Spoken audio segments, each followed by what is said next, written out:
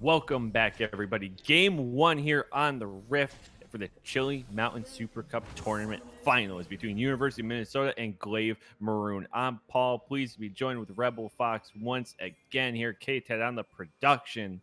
And we've got ourselves a really awesome finals here between two teams we've gotten to see on stream already, and they put up incredible performances so far. That they have, oh my god, okay. There's nothing crazy about that. They don't have everybody there readily available, but could have been very mean. Without a brain, actually clearing out this red ward, making sure there's no vision. What is going on? Okay. It's kind of share gold, apparently, between. Okay, so really quick, I'm pretty sure, and by pretty sure, I mean 100% sure, that if Censored actually takes that ward, they get 40 gold for it and not just the 10. So they just gave up 30 free gold. So immediately I'm going to have to go ahead and say University of Minnesota is going to win this game just because there's absolutely no efficiency coming out of this. GG easy. Write this one off. Next. Yeah, GG easy. Next game, please. Thank you. So as we sort of now we've got, like I said, we got to see these teams a little bit here. And so now it kind of all comes together. Curious to see here. We talked about a little bit in pregame. This Fed and Chicasso, I should say. Mm-hmm. Maybe we see that level 2. Maybe we see it with him and FYS and Gablito here early on, apparently on the flag and drag. Be curious to see here how, without a brain, after being on that Olaf hyper carry, what he does with a hyper farmer this time around into the J4. Yeah, I'm curious as well, because you can't have... I'm actually going to attribute to last game, where once again, we see the level 2 gank coming out from the side of Fed 9001. And it doesn't have any success yet again. Got traded back a little bit of health, which did not happen last time, because of course last time he just kind of ran into the enemy jungler. But this time there's no Hecarim to try to punish the immediate top side. So instead it's just a full clear coming out from the likes of Karthus, which means that Fed will be a little further behind in terms of his clear, as well as a little lower health, so can't really go in for an invade. So to me, this actually is a better start than what we saw last game against the side of University of Minnesota, because now you don't have to worry about any sort of play being forced on the top side. Sort of posturing bots in front. I can see a ton of action there. Of course, Heartbreak has the healing ability to keep Little Champ up, even if he gets chunked down all into this lane. We're seeing the pathing here without a brain. And his path down towards his blue, and Fed 9001, of course, pathing topside towards his blue. Bosco is coming up shortly here as well. And you know, we saw last game too, just they were able to run a comp on the University of Minnesota where they shouldn't necessarily have had as much macro control and ability to rotate and make plays as they did, but they were able to set themselves up from like the 8 through 12 minute marks to just find their way at their command across the map. And so if they can put together something like that once again, and they'll be able to put themselves ahead really early. Cage coming out though. FYS is gonna be caught between Fed and Gablito. Teleport already coming in. A first blood on the Fed, flashing away. Chicasso answered with his teleport, over the wall without a brain gone next. And that's a double kill already. And they're right on cue. There's that macro play across the map. Yeah, wanting to collapse as fast as possible into a couple of different areas. The big thing in my mind here, okay, he might be in some trouble. Actually, just getting denied on the denial of the back here for the Renekton. But again, moving a couple of members down into the mid lane here. I think FYS, he decides neither to flash, and he doesn't have the cleanse on him. So that means that as opposed to last game when we saw the Orianna with the cleanse, rather than just literally cleansing directly through the likes of the Cage, instead opts for the more kind of controlling rune. Having the teleport does get punished very early from the quick rotation. So rather unfortunate that in the mid lane you find that, and then of course forced out the play as well, where the rest of his team ends up getting punished. And the Karthus, who had been doing a very good job farming, ended up actually getting very heavily... he goes down to the likes of the Jarvan, putting him back into a better state in the jungle as well. Chicasso trading with Censored Mercy topside, losing a bit of the trade, can't heal enough. The wave gonna chunk him down, and Censored Mercy getting a kill here on the top side of the map to even things out in that lane. And that's the strength of the Aurelia. Again, you can win the 1v1 very easily, or at least very quickly, if you're the likes of the Aurelia into the Renekton. That doesn't happen all too often. That had to have been just like a catch of something from the side of Censored Mercy onto Chikaso. What it does do, however, is it denies a few minions. It does get a kill over to the side of the Aurelia, who's going to be able to pick up the components for what will likely become Blade of the Rune King. And once that gets completed, it gets a lot harder for Chikaso in this laning phase to really make all that much happen. So might actually have to build very defensively on the likes of the Renekton this game, as opposed to playing a very offensive, aggressive style that has been what finds the most success here on Renekton picks in the top side. Hawkshot gonna see the back there. Little Chimp flashing ahead, looking for without a brain. No. Not able to land the ability, but gonna just keep autoing without a brain. Trying to get away. The slow coming in, and now here comes the rotation. Little Chimp gonna back away. Gabledo roaming down, but maybe they're just gonna be able to posture here and set up a potential dragon here soon off of this. Gold roughly even here. Glaive Marron actually is up about 100 here despite being down a kill. Some of that coming there from the CS in the jungle and bot side cards, which is going to outfarm like crazy here. That he will. Actually, pretty significant advantage, about 200-300 gold on the top side of the map, but most of this farm advantage is actually coming out of bot lane, where there's a little bit of advantage here for the Ashe over top of the Senna. It's pretty close on all rolls, though. Underneath the top tower, though. Oh, Censored Mercy coming in. Does it eats the 2 tower shots well after the fact there. And Renekton is going to get blown up there. Chikaso going to be taken down, and Buffet 9001 picking up the first dragon of the game, and that's an Infernal. That's pretty crazy. Again, the Aurelia doesn't just like outright beat the likes of the Renekton. It does require quite a bit of skill and quite a bit of effort on the side of Censored Mercy, but obviously he knows how to make the champion work into the likes of the Renekton, so really, really good counter pick. The Shen hasn't done too much, but no real plays on bot side with even gold means.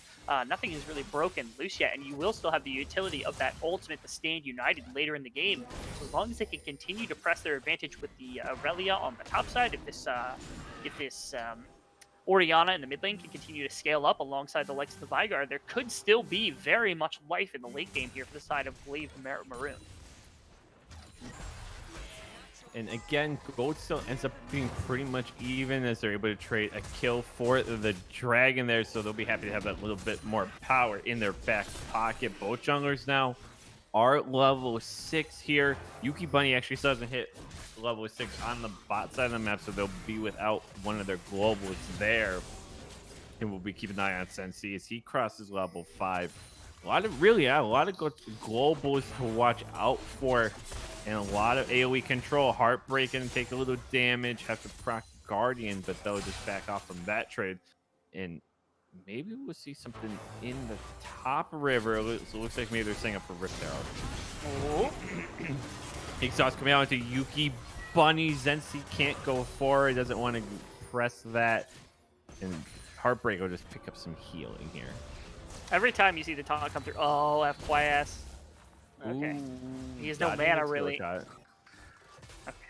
He'll be fine. It's a little bit rough. Bottom side, you see the taunt come out from Zenzi, and he's able to get at least a little bit of a trade. No flash committed quite yet. I'm a little upset at Little Champ because in this lane specifically, you should have the aggressive, summoner item being able to collect gold every time you harass the Shen, because if he overcommits, then he just absolutely dies. And Zenzi's been playing exactly like that most of the game. So I'd rather that than the Relic Shield on his side specifically. And then, of course, that mid lane, it's been a bit of control issue here for the side of FYS throughout the game, but he's going to get his teleport back relatively quickly. You know, Zenzi, he tried to dash the wall. He's going to get punished real hard for that. Yeah, Zenzi getting caught in the corner. Heartbreak gonna push him back, but here comes without a brain. Excuse me, they haven't seen it yet. Double bubble is there. Slow on Little Champ. Chunked down, and he is gone in a hurry. Wow, okay, that Q damage did obscene amounts of damage to that Bard. Bard was even, I think, rocking a No Magic Mantle if he wasn't that is absolutely a tilt No Magic Mantle that he just bought after dying to the Carthage. I seriously was like 300 damage dealt with one Q. The Wall of Pain reducing the magic resist combined with the Runic Echoes, which is humongous, and Carthage somehow strikes very early, getting the Ashe kill. Yeah, really nicely done there, getting Yuki Bunny something to work with here, and so they'll look for a reset now.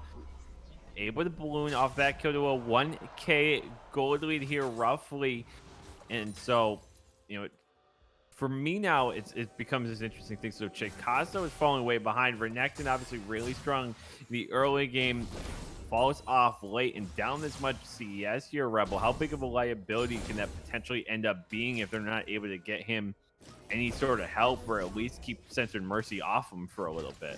So the big thing about Renekton is, yes, his power curve is kind of definitely more early game skewed, but if you get him ahead, he actually doesn't do poorly in the late game. He can still destroy a carry if you get on top of him. He has a really high health bar and a lot of sustain with Death Dance in the queue. Lane is play. Oh, as puts him in the mid lane. Dawning Shadow coming out, but they weren't able to land the combo. And so just going to back off the mid lane and just push in a little bit here. Did pick up the Rift Herald, did fed. And so just going to funnel some gold here into Gablito. They are trying to get something here. Top lane still not doing terribly for Censored Mercy. And they'll only really grab the 2 towers with that Rift Herald play. And I actually was going to make mention of this. Okay, never mind. Ultimate miss. And another fight top side. Chicago able to get rid of the wave. Had to use the dominance though to get out. Here comes Fed though. Obviously he doesn't have Cataclysm. We just start using the mid lane. The shutdown goes on to Renekton. Yuki Bunny now in a 2-on-1. Enchant Crystal Arrow on the little chimp. TP coming down. Is Zenzi and Yuki Bunny gonna press on? Can Chicago answer back? FYS had teleported down as well to answer back. And what a deletion there. Shockwave landing, and now Chicago cut out under the tower. Oh, not a 4-on-1. Oh, Gablito. Able to at least answer with 1 kill. Oh, everyone's just pressing their summoners here. Gablito gonna just say sayonara here, flashing the mastery and assessing the damages here. That's a lot of TPs, a lot of flashes, and a whole bunch of kills. And Fed just kind of has to watch this tower be taken down. Got to be careful as he give up his life. Yeah, I was actually about to praise the side of actually a little bit of play back and forth between 2 huge stun. Oh, Heartbreak in trouble now under tower. You just set up Censored Mercy for the wombo combo. Little chip now. They have the wave. Looking for a third. Exhaust coming out. Trying to trade for a 1. Sensi finding another. And what a lead here is blown up here for Glaive Maroon. Like I said, I was about to start praising the side of Minnesota because once again, they had tried to take control of the map. They get a gank top side. They try to make a play bot side into the likes of the Yassi got responded to, but at minimum, they have things going on, but they overextend beyond belief, trying to save this fight, and slowly trickled in on the side of Glaive Maroon with the rest of their members as the rest of the side of Minnesota had come in little by little. And from that, so much of a lead has now ballooned. They're going to be able to grab the dragon, multiple kills, 3,000 gold, and that bottom tower is also looking exceptionally worse for the wear. The Ashe is very fed, and even worse, this Aurelia is humongous at this point. There's no chance that Jakesa, with only the Phage and double Dorns, is going to have any chance of standing up against him. Yeah, the bounties coming up aplenty here. Censored Mercy does have 150 gold bounty. And Yuki Bunny there, 350 gold. Chicago procking the dominance, trying to stay alive. Dawning Shadow gonna lane, give him a shield. Not enough though to re-engage, and not enough health gone. And that one-on-one is just so tough to look at now. Cataclysm into the mid lane, cage around it, and Gablito gonna pick up FYS and try to create something here. Mid lane, maybe take a chunk out of this tower. Yeah, looks like they're gonna try to commit multiple members for that mid tower. Queso actually getting aggressed against. Fed going in, trying to get without a brain. Censored Mercy coming down, looking for an answer back. Might be able to find it here as he sort of just postures for the scuttle here, but won't be able to. Yeah, wasn't really a fan right there of what happened from Glaive Maroon. I think they should have just kept the play on the bottom side, looked to get the first tower of the game, and rather than looking for a fight in the river, or just kind of waiting, they could have potentially just shadowed top lane here without a brain. The positions he should have been in are either A, in top side or bot side jungle with his blue buff, defending the Aurelia from Chicago from Fed 9001, or in the mid lane looking for any sort of wave clear whatsoever, and bot lane should have stayed bot. Instead, for some reason, they all posture off the top side river looking for some sort of fight, and they really didn't need to do anything like that. They could have just traded 2 towers for 1, something along those lines, and ended up getting the better end of the deal because they burnt a couple of good ultimates on the likes of the Orianna as the Rift Herald was about to spawn. Instead, they end up losing too much across the map, don't really gain all that much back, except for a good reset here for Censored Mercy. And with that reset, we'll take a look here. at the game state. Now only just a 2K gold lead here for Glaive, Maroon. Dragons one apiece here. As Without a Brain, FYS is going to start off the rift. We see Censored Mercy rotating down. And if they're going to look for something, they're going to have to find to lock him down first. Take him out. Fed. Gablito moving in. Not quite sure who ultimately got the rift. Gablito deleting Without a Brain. Now it's a 4-on-2, but is that enough? Karthus Ultimate coming out. Able to just do so much damage with the Requiem. Heartbreak now in trouble. Stopwatch in. Deleted off the map. And so, wow, Gablito with a lot of damage. FYS now down. Maybe they turn on to Zen C. Little Chimp picked up that kill. Nobody got the Rift Herald. So I believe it did actually get taken by Minnesota, but couldn't find it. Oh my God. Gablito is so much. Little Chimp for stun. Exhaust coming out. That's one cage. Gablito, you need one auto. He's gonna get out. Is he? He got the slow too. No!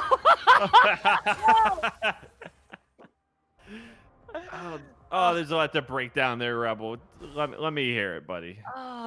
Okay, so first off, I don't know who it is that just gave up the Rift Herald for free, but one of these teams killed the Rift Herald and didn't they? I think what happened was nobody realized who killed it, and so instead of being like walking specifically out of the path of the fight in order to grab it, they were just like, I don't know who took it. I don't care who took it. It's just we're going to fight here.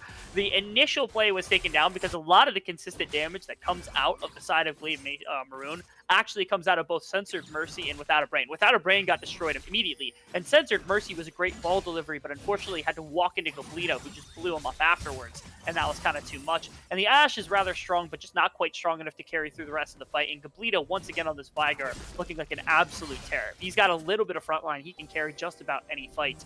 The real fear is once Censored Mercy gets that Wit's End running, it's going to be a lot harder to just burst him out in that exact way, but that fight very heavily favored them due to the strength of the Vigar.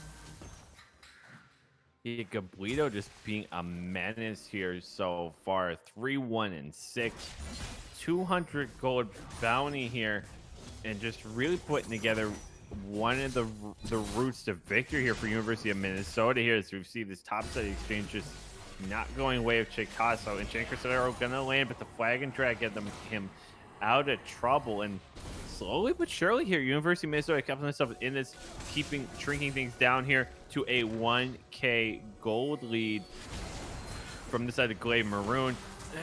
Fed, excuse me, thinking of making a play. The slow gonna avert that at least for now. And here comes a battle potentially for the third dragon of the game. Yeah, and 5 members here on both teams around for the fight. Could be a big fight for both sides here. Oh, Without a Brain in trouble, but the ability not able to land here. Stunned up, taken down. Shockwave was massive, but not able to find the kill yet. FYS looking for more here. Heartbreak hanging out. Requiem not available here as the passive expires. And we'll see who's, again, now so it's a 5-on-4. They're able to heal up with Heartbreak, helping them out to stay in it. Cage not able to find anybody. TP coming back. Zen C hanging out, looking for something. Chicago joining the fray. Cataclysm on Zen C. Now able to answer it. They still haven't taken them down. FYS and Yuki Bunny on the run, but they're the main damage dealers, so how much can you get in there? Requiem from spawn. Finding 2. And Yuki Bunny just has a target on Fed, so no one will get the dragon, but they'll go 4 for 4. Oh, the globals here are making everyone's lives miserable across the map. You can't outrun the Karthus ultimate. You can't outrun the Senna ultimate. My lord, what a hefty fight. I'm actually really curious what happens here, because you have the smite here from Fed, but he's in a really terrible situation. Gonna flag and drag, uses the smite to heal, but oh, that Q is lethal. And there's 3 wards in that bush. Why are there 3 wards in that bush? Need the control, man. Gotta get the control. I don't think should be a fight. Gablito... This should be pretty simple to snatch. Oh! Gablito! Oh, no! He got it with a baleful strike. This man literally has 655 AP already. That Q did more damage than the smite could have potentially from Without a Brain. That's so sad. It actually looked like Without a Brain smote just a second too early, and maybe there were a couple of health points left for Gablito's Q to steal it. That's massively upsetting. It doesn't actually matter that much. It was just Cloud Drake, and it was only one Cloud Drake. The fight actually went their favor pretty heavily, but still, this is like a cherry topper. They kind of missed out on that because of the fantastic steal from Hero Gablito yet again. Gablito really helping them out in a big way. And so now for me, so I look at this.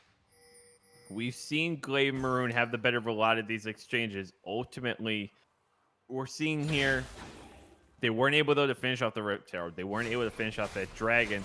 And sort of at every corner of the game here, Rebel, we're just consistently seeing every time we finally think that maybe Glaive is going to get that one objective that puts them over the hump here, Minnesota is just keeping themselves in it, and really through Gablito able to just hang on tight here and maybe put something together as we see Zensi getting get stunned up in the bush. Neither team has really been able to just kind of wrestle control away on the map. Again, I think part of that is due to the fact that the way these compositions play, where the side of Minnesota is a very forward-fighting team, where you have to play very aggressively with Renekton, with Jarvan, and then you're supporting them with things like the Bard, the Senna behind it, and a lot of your damage coming out of Gablito is burst. Oh, okay. So we have a little bit of a... All right. Well, one of our players, Mice, disconnected here, so there was a pause there for a split second. Without a break, that was a funny pause because just like Without a Break flashed over the wall and everyone went, hold on, how did he get out of that? And then, so we'll have a bit of a pause here as we wait for that to resume. And now we're back in the action here already. And so, yeah, as long as if they're able to keep Gablito up and doing damage, I think they've got a real shot bringing this one back here. But ultimately for you, when you're looking at this Rebel, how does Glaive Marron lean on their lead and put this one away, other than maybe just blowing up Gablito? Again, I think it's about how they can respond specifically to the aggression that they bring out with things like the Jarvan, like anything else. This is a very bad situation. Dottie's Shadow into a Cataclysm. FYS has the flash.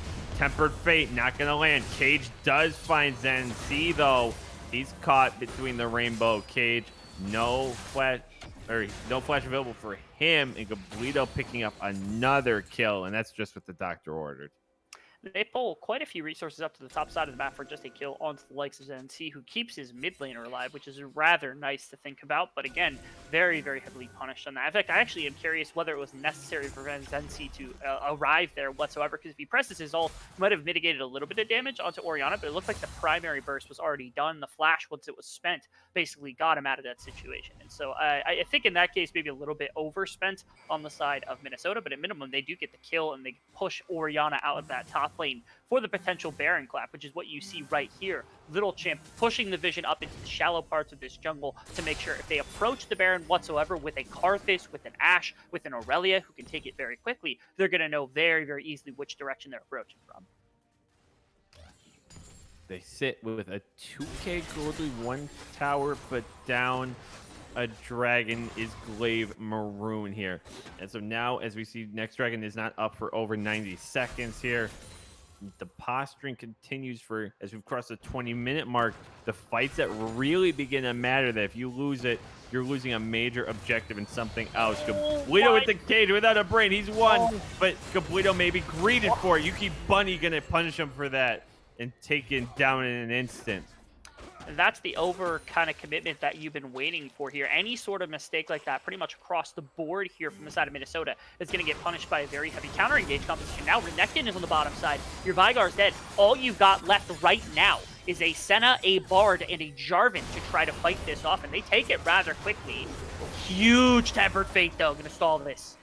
Fed going to try to look for a way in. They've gotten the steal throughout this game. Can they get it again here? Shockwave going to land. Binding 2. Trying to take down FYS. They take down the Baron. Buff has gone off FYS, but at what cost? Heartbreak on the run. Requiem going to land with a punch to find one. Fed getting out here, so they were able to get the Baron off one here, but Censored Mercy's on a mission to find another here, and that's a really clean Baron play. FYS has been able to thankfully dump a lot of the things he had right there. Again, the pick off onto Completo as he overextended, trying to kill without a brain, just kind of cost his team quite a bit because again, Chicasso had no way to enter that fight very cleanly. The wards weren't pushed super far forward, or they were pushed way too far forward to be able to get him into a proper position for that fight. And then, of course, the fight actually was just a 3v4 before that point had even started with a very quick Baron take across the board. So now that might have been the straw that finally breaks the Campbell's back in favor of Glaive, where now they're going to be able to shove up their waves, probably going to be able to take the Cloud Drake here, something along those lines. Or at minimum, they're going to have all of the golden items that they just backed and purchased for this next dragon fight. They just keep finding ways here, Glaive Marron, to put things together, but maybe we're going to see another dragon. No, they get it again! Completo is a god! All right. Oh, the Tempered Fate, maybe buying them time to step up, and have they bitten off more than they can chew? Censored Mercy now part of the team fight. Chicasso looking to get out. Enchanted Crystal Arrow lands. 5 there. Kid's going to land a couple. Yuki Bunny is gone. Fed might find himself in a 1v3, but they don't have an engage tool there. This is unbelievable, Rebel. I don't know how he sold 2 dragons. Another re-engagement here onto the Aurelia. Zenzi is on the other side of the fight. Cataclysm, they don't have anything for Censored Mercy. They just don't have enough. Heartbreak can't do it. They can't stop him. Completo doesn't have enough. He keeps chasing. He's unstoppable with the double kill there. Puts pressure on the tower, and just you don't have enough with Little Chip and Completo to make the turn. And this Aurelia is just unkillable right now.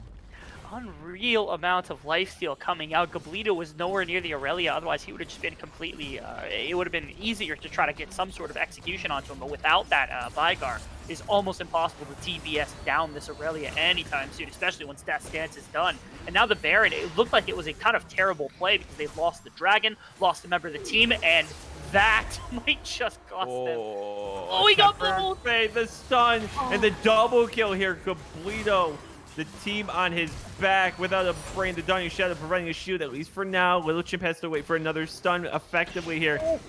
Completo trying to look for something. Those Qs just do too much damage here. And Enchanted Crystal Arrow landing for Yuki Bunny. Requiem is going to be enough. The heal from Heartbreak, I believe, saved him. Yuki Bunny stunned up but not out. The Flagon Dragon to keep him alive. Zenzi trading back. Cataclysm helping Heartbreak with a double. And University of Minnesota hanging on for dear life. That last little overextension was a little bit of inting from the side of Glaive. Yeah, that was the bottom lane. Just they were really close. I will say, big props to Yuki Bunny. That W hit Completo, and I was fully convinced that the Karthus ultimate was going to kill him. Unfortunately, overextending costs on their lives. It doesn't mean all that much. They did break mid inhibitor, which is humongous. Unfortunately, with Completo on the map, he will be able to erase those waves very quickly with his W and his Q, the amount of AP that he's got. But still, really heavy props to both sides, trying to play this out, trying to do some death-dealing damage, but really, really massive props to the side of Minnesota, who are able to kind of negate a lot of the Baron push and the gold advantage that had been accrued from Glaive. Completo just sort of a jack of all trades here. 2 Dragon Steals. Fed had a Rift Herald of his own, and just decimating. I mean, I gotta see for myself here. So Completo has 910 AP with 264 stacks at this point. His ultimate can do up to 1,865 damage. That's even more than he could have done at the end of last game. Just for context to how much this little Vigar is doing right now. I could summarize all of what you just said in 2 words, and those words are Gablito Delito. That's what you have to say. Anytime he presses any of his buttons, you've seen it with Dragons, you saw it with Ash. I'm pretty sure Yuki Bunny was at 60% health. He got hit with 1 Q and just died. Like, he just disappeared. This Vigar is horrifying to even be within presence of. I'm pretty sure the only 2 people Vigar can't handle are A, the Aurelia, if he gets on top of him, and B, without a brain, actually might have more single target damage with his Qs, which is insane to think about, but it is at least a possibility. Now committing to the top side push, having seen 2 on the bottom side. Yeah, they're going to be able to just have their way here with that. So they're going to be able to take the top tower here. But on the other side, Fed did pick up Censored Mercy as that tower was going down. And so with a death timer of 40 seconds here, Dragon going to be up just after that spawn. Maybe they can be the ones to set up some priority here for Cloud Soul. TP is available, so at minimum, Censored Mercy will be able to get in if there's any sort of warding. And at the moment, the control of that river does go slightly the way of Glaive Marron. Also, very unfortunate situation where Censored Mercy, he missed the Vanguard's edge, and without that Vanguard's edge, wasn't quite strong enough to get the kill onto the Vigar in the 2v1 underneath the tower, but was pretty much just damn close to actually getting somehow the 1v2 outplay onto the likes. And if they had killed the Vigar at that point, that would have arguably, if not absolutely, been worth the dive there from the Aurelia. Either way, control of the Baron is actually what they're looking for right now, willing to give over the Cloud Soul. And it looks like they're both going to be competing for it. TP's coming in now from Censored Mercy. Will have a really good flanking goal if they don't spot it. They have to back off the Baron, respecting the potential burst here from Gablito if they're all just hanging out. The AP just so much. Censored Mercy was in mid lane here. Now they're going to look at Soul, and they might be content to trade objectives, but changing course. Working their way up toward the Baron. Zenzi going to play Bouncer. Is it enough? Baron being windowed down. It's taken already. Zenzi, though, now we're seeing Fed trying to zone everybody off. They take down one, but is that enough? Gablito here hanging out. So Fed down. Gablito with the kill here, and the carry is still alive, but Censored Mercy has opportunity to move in. Ultimate coming out. Gablito, can he hold on? Taking down the Ash in the blink of an eye. Without a brain, and Censored Mercy is just going to keep pushing up here. And Gablito might try to solo Dragon here. He needs to back, like, right now. Like, he cannot let this Karthus and this Aurelia walk in with Baron, but there is no way. Please, Gablito, don't do that. They already made the mistake of chasing Zen C. And Hip came back up. Okay, they just got absolutely saved by the bell right there, because that would have easily been the rest of the base. There's no way the Renekton would have been able to walk up in time, but okay, so Cloud Soul confirmed. Doesn't mean that much. Still Baron buff on 2 members here on the side of Glaive Marron. The fight, again, I don't know why it is that they turned and tried to chase down Zenzi with Heartbreak and Gablito. They're 2 main damage dealers, but for some reason they got caught off by that and somehow traded back and forth. And access to the fight is still the issue for Glaive, but when Censored Mercy gets on top of these people, they're getting absolutely erased. It's alongside the Karthus, who's able to do the exact same thing. So at this point, it's about the kind of a way to attack from Glaive Marron, and they haven't been able to find perfect angles, but at least they're trading evenly when they've got this massive advantage to pull things off the map. And so now here, one thing of note, I think, at least just thinking about what Cloud Soul enables now, Primordial Burst here is going to be available every 33 seconds. So potentially to get that now twice in one fight to do nearly 2,200 damage. You know, at max missing health here could be a big difference maker. Without a brain, actually just crossed over. First one to level 18 here, and Fed being only level 14. Really setting them back, but we'll ultimately see how much that matters here as Gablito just almost single-handedly keeping Minnesota in this. At this point, he's not even needing to build additional AP, just building defensive items to not die immediately too without a brain, who's the only one who's able to burst him out comparatively, because it doesn't seem like the Orianna is able to do that quite at this point, although the Rabadon's now done could be a little bit of a kind of a response to that. But more specifically, I think the Aurelia is still the massive problem for this team, being able to be that massively consistent fighter, being almost unkillable, especially now with QSS. There's no real way to lock her down or keep her out when the cage is up, as long as that ability is available. The siege continues here as now, so Aurelia can split push here in the mid lane, force the action on her own here, and you can only sit back for so long before they're gonna have to make some sort of move. Tempered Fate gonna land on Ascend C, so they're not gonna find anything off of that. And rotation now coming to the mid lane. Not finding anything on this Censored Mercy. Next wave coming in. And with that, the Baron buff does expire. And the timers now to keep your eye on Baron back up in 2.5 minutes. And Elder Dragon in just over 3.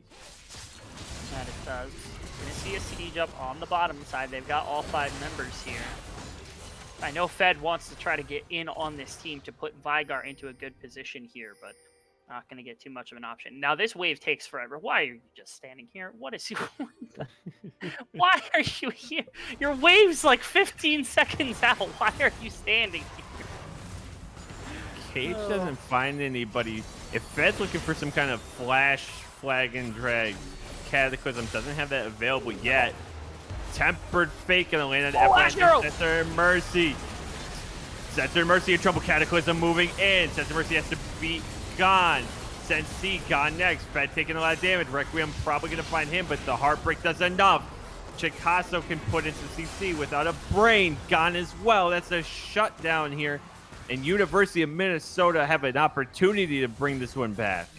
Massively off guard right there was the side of Glaive Maroon, because it was Minnesota. It was Little Champ who finally is able to find a really good Bard ultimate, catch a couple of members here. I thought maybe the Asher would be the one thing that could be their saving grace and keeping Gablito out of the fight, but fortunately the rest of their team has more than enough damage to try to front load a lot of things into some of the likes of FYS, Zenzi, and Without a Brain as the fight continued. The one thing, Censored Mercy found no real good angle. The Vanguard's edge is still up. He wasn't able to find access to the fight. If you want to fight here, if you're on the side of Glaive Maroon, you got to do it around your Aurelia, because that's the only real shot you've got at this point, I would say, beyond just like getting a really massive pick onto another champion.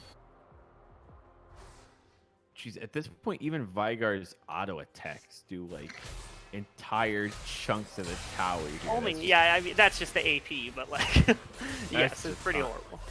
It's crazy here. And so now, Baron up in just over 30 seconds here.